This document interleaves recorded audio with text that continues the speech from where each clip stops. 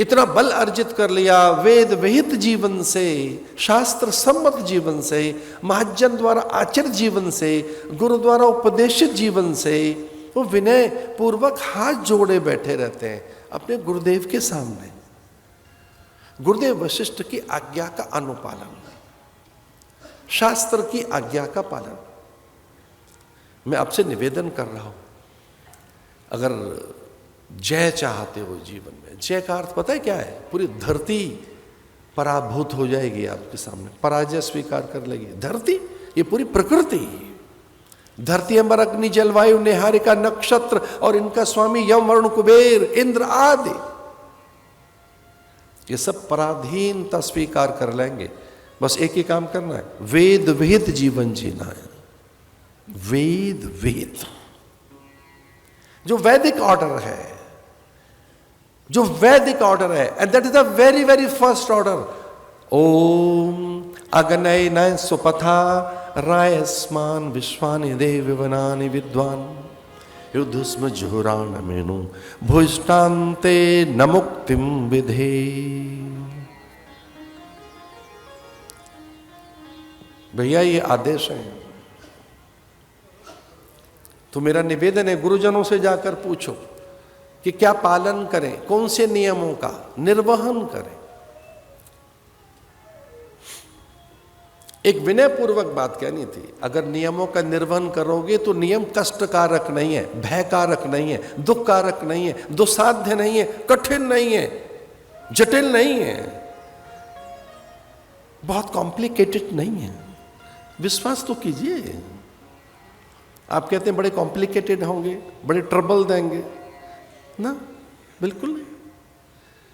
सांस लेने में कोई ट्रबल होती है क्या आपको? आप सांस ले रहे हैं, छोड़ रहे हैं, ले रहे हैं, छोड़ रहे हैं। पानी पीने में कुछ कठिनाई है क्या? रसगुल्ला खाने में कोई समस्या है क्या?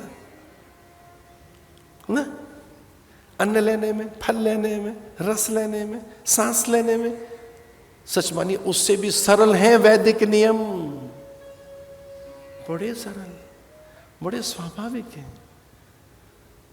उसमें एक ही नियम है, पहला सत्यम वद धर्मम चर।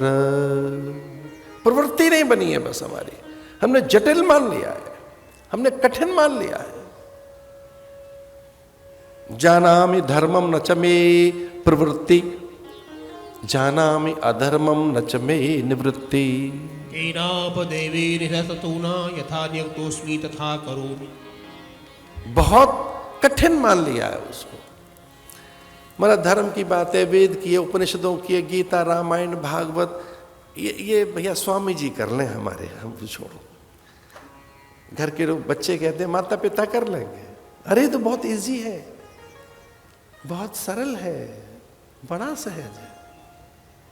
अपने स्वभाव में लौटना इससे सहज है क्या? दशरथ ही ऐसे महाराजा दशरथ, ये दशरथ नाम क्यों पड़ा? 10 इंद्रियां जिन्होंने जीत ली।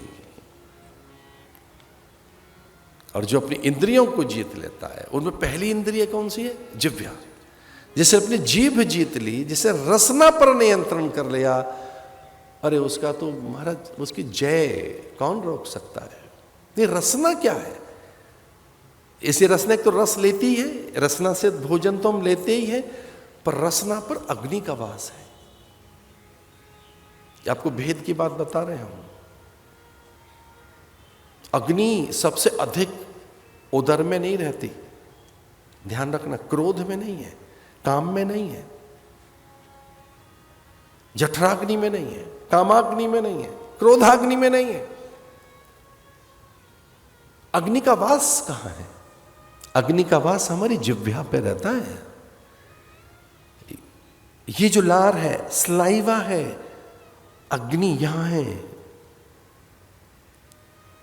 जो जिह्वा का बिल्कुल अग्रभाग है, जिह्वा के अग्रभाग पर ज्ञान रहता है। जिह्वा की जिह्वाग्रे वर्तते हरिति अक्षरद्वयम। शास्त्र कहते हैं कि इस अग्नि को कंट्रोल करना हो, अपनी जिह्वा को, रसना को, रसों को, वहां के ताप तेज को, उत्ताप को, उष्णता को, उसको कंट्रोल करना हो तो इस पे हरी हरी हरी हरी हरी रखना होगा आपको। हरि ही से कंट्रोल कर सकता है, नियंत्रण करना हो।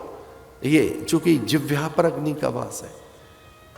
अग्नि सबसे पहले कहां प्रकट हुई? यहां। जैसे मुझे बहुत पुरानी वो पंक्तियां याद आती हैं कि जब भी बोलिए वक्त पर बोलिए।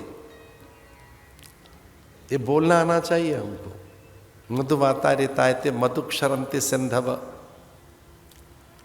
अगर जिह्वा पर अग्नि बैठी है तो वचन कैसे हो, अभिव्यक्ति कैसी हो, हमारे शब्द क्या हो। तो व्यवहार पता है कहां से आरंभ होता है? वाणी से।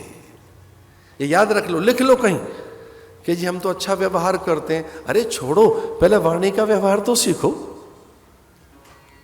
व्यवहार तो वाणी करती है पहले, हाथ बाद में करेंगे, पहला व्यवहार वाणी करती है। वाणी व्यवहार करती है, वाणी व्यवहार। वाणी से व्यवहार होता है, वक्तव्य से, वचनों से, शब्दों से। इसलिए पहला मंत्र ही अग्नि है।